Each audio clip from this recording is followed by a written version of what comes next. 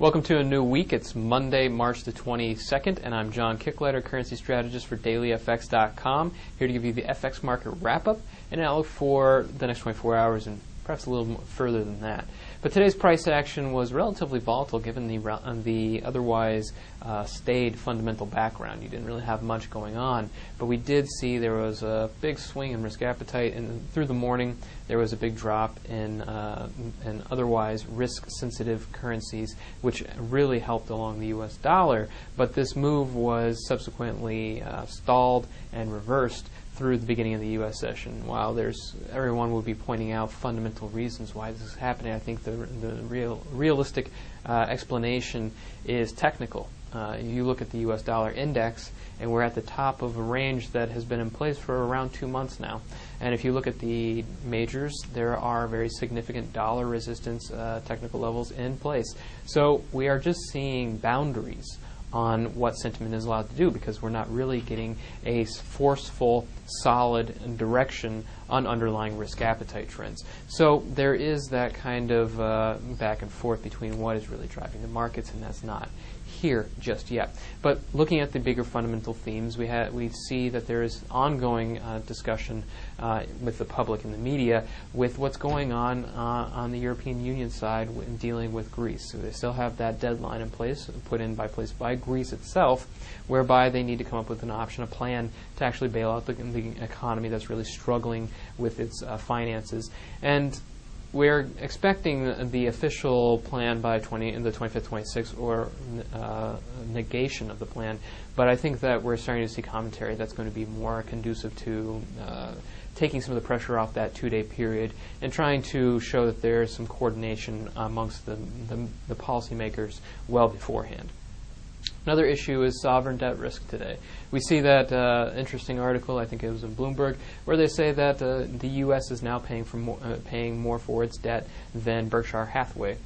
So that's an interesting point out that some corporate debt is actually lower cost to finance than a major economy like the United States. Kind of a real reflection of what's happening in the world today, whereby there is a lot of debt on governments' balances, and they're trying to now unwind that stimulus, but it's a long way to go. And unwinding that stimulus will have a natural effect on risk appetite, because a lot of that easy leverage, easy money, has been really helping along investment. And we'll have to see how this balances out over the next 3 to 6 months. It's going to be a big driver for the general direction of the markets themselves. As for scheduled event risk, though, we had very little on the docket. There was 2 indicators that I would really point to, one being the Chicago Fed's National Activity Index for the United States. This February reading, it actually dropped back a little more than expected. And if you look at the historical figures, it's actually contracted for 30 of the past 31 months. The only positive reading in that period was just 2 months ago.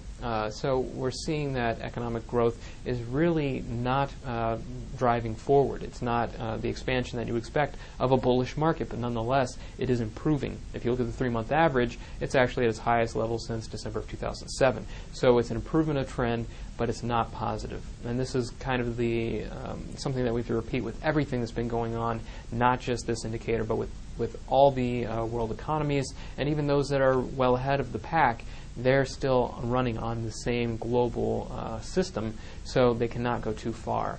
So that's a good reason to kind of rein in your expectations for Australia's, and definitely rein in your expectations for U.S. economic recovery, because it's going to be a long, stagnant recovery over time.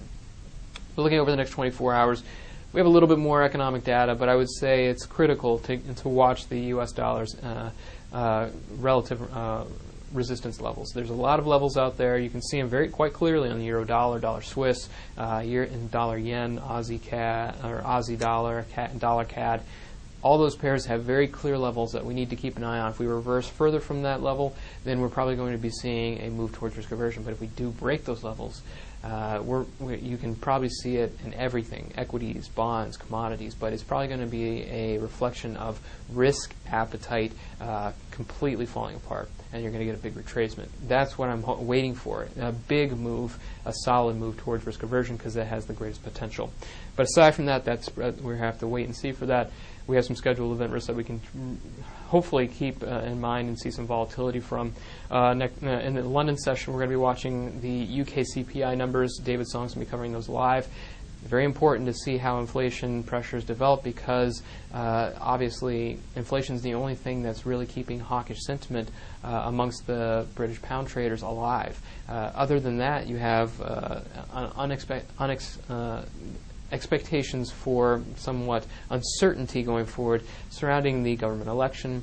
The economic recovery is very struggling. Is struggling to gain traction, and you're also having problems with the financial sector and even global. I mean the nationwide finances. You're having deficits that are very difficult to work down, and it's actually leading to a discussion of perhaps lowering the bank and national sovereign debt rating. So it's a very difficult situation there, but if you really want to see any kind of discussion about interest rates in the near-term future, it's going to have to be through inflation pressures alone. And we're seeing that the headline figure is expected to cool, not below the target zone top, but nonetheless cool. The core figure is expected to be unchanged at 3.1%. Interesting debate there. We'll have to see how it develops. Aside from that, you also have the CBI industrial figures, and you also have the BBA mortgage approval. So there's a good round of economic data for the British pound. So it should be interesting to watch. Hopefully we get some volatility. If we do, there are some clear levels for the pound to move with, and some other pairs that don't have very clear levels, which actually might help in terms of momentum because they have ranges to move within. Aside from that, U.S. existing home sales.